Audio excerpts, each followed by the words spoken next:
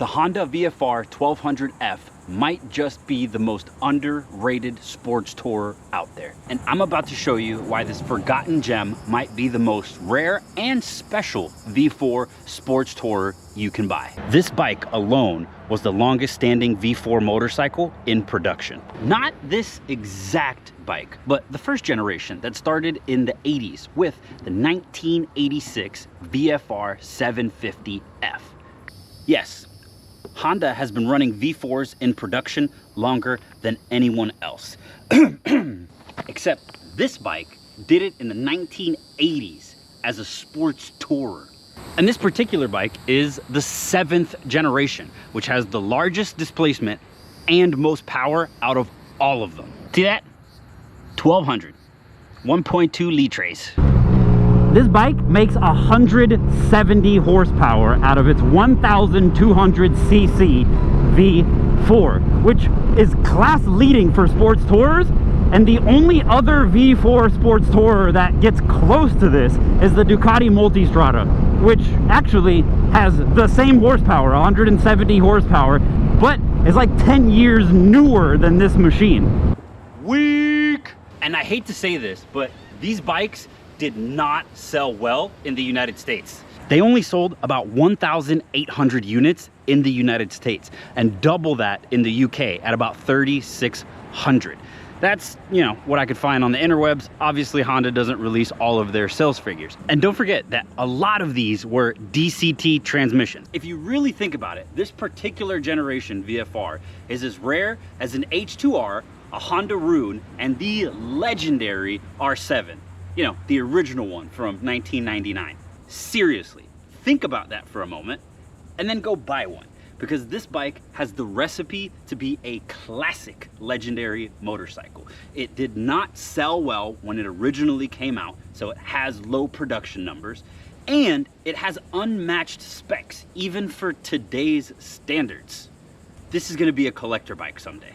And this bike is really reliable. Everyone knows that the DCT from Honda is the best in the business, but even the manuals, they're also very reliable. I think this bike only had 1 or 2 recalls throughout the entire 7-year run that it was released.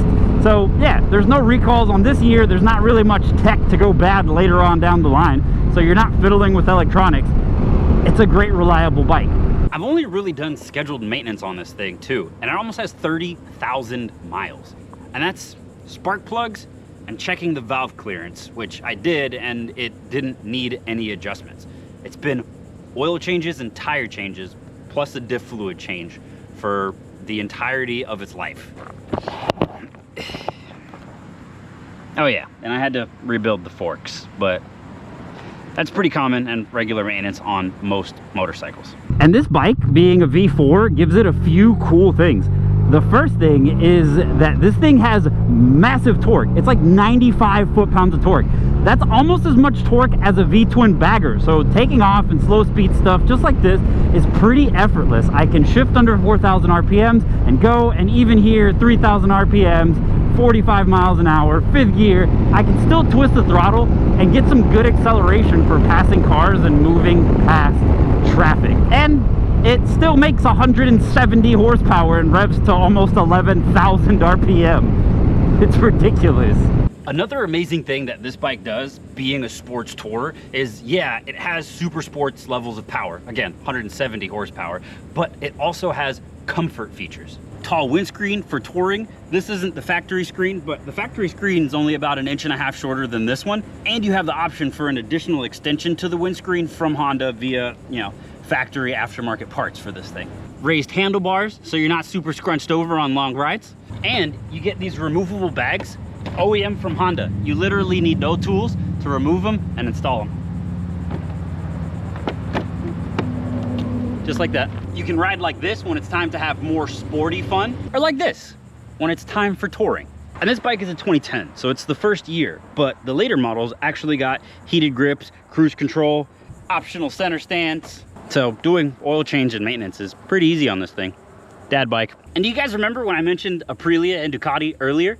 Those bikes don't have this anymore either. A single-sided swing arm. I mean, look at it. Single-sided swing arms are so aesthetically pleasing, which is why they're only really left to the top tier elegant machines, like this one. Mine is kind of blocked by this titanium Leo Vinci exhaust, which, since we're here, we might as well listen to.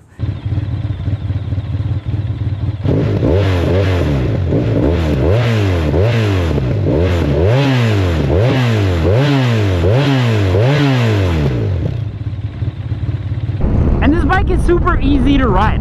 It's not as light and nimble as a true Super Sport 1000 or a 600, but it's still meant to take big long sweepers just like this right here. I mean, there's people out there literally scraping bags on this thing. And since it's meant to be weighed down, it actually has adjustable suspension out back and right here in the front too. It's really compliant. It's almost like it's meant to ride two up or something. I love taking this bike on long rides on roads just like this. I can literally do this all day long. Brakes. This massive 613-pound beast of a machine has the best brakes out of any motorcycle that I have ridden. And I'm not being biased because it's my bike. I personally think that these 6-piston Nissan calipers grab better than the Ducati that I just rode with the new fancy Hypoid calipers from Brembo. You see this extra brake line right here? This bike has linked brakes. Whenever you hit the rear brake, it actually applies front pressure via this piston right here. So you can actually use the rear brakes and stop. And as it turns out, you really need those brakes because watch this.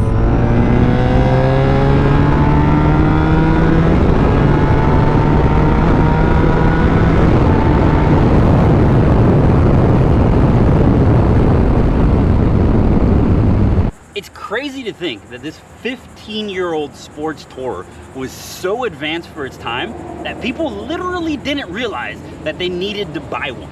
And here we are in 2025, 15 years later, we still do not have a more powerful, more comfortable, or more well-designed package than this bike right here.